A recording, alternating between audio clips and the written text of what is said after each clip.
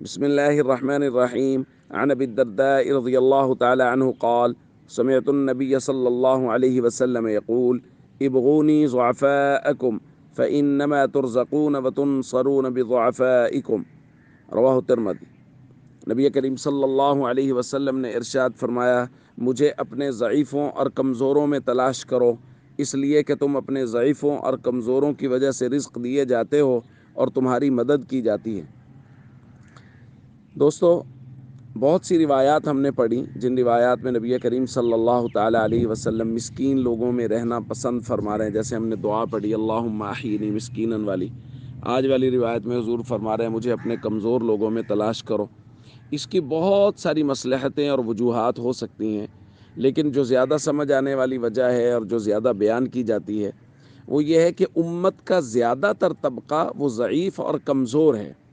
امت کا طاقتور طبقہ یا امت کا وہ طبقہ جن کے پاس مال کی فراوانی ہے، مال و دولت بہت زیادہ ہے، وہ لوگ بہت کم ہیں۔ زیادہ تر امت کے لوگ وہ کمزور ہیں، ضعیف ہیں، ناتواں ہیں۔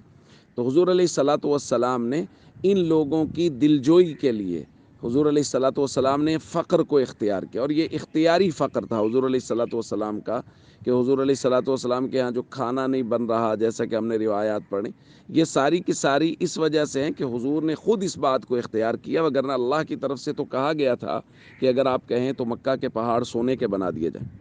تو حضور علیہ الصلاۃ والسلام نے امت کی رعایت کی، امت کے غریب طبقے کی رعایت کی، کہ یہ محسوس نہ کریں کہ ہمارے نبی صلی اللہ علیہ وسلم تو اتنا قیمتی لباس پہنتے تھے، ہمارے نبی صلی اللہ علیہ وسلم تو اس قدر سیر ہو کے کھانا کھاتے تھے، کبھی زندگی میں فاقہ نہیں، اور ہم تو فاقوں پہ فاقے کاٹ رہے ہیں۔ تو حضور نے ایسی زندگی اختیار کی کہ غریب امتی آسانی سے اس پر عمل کر سکتا ہے۔ اب حضور علیہ الصلاۃ والسلام نے تو اس امت کے لیے یہ کیا، اور یہ امت کیا کر رہی ہے؟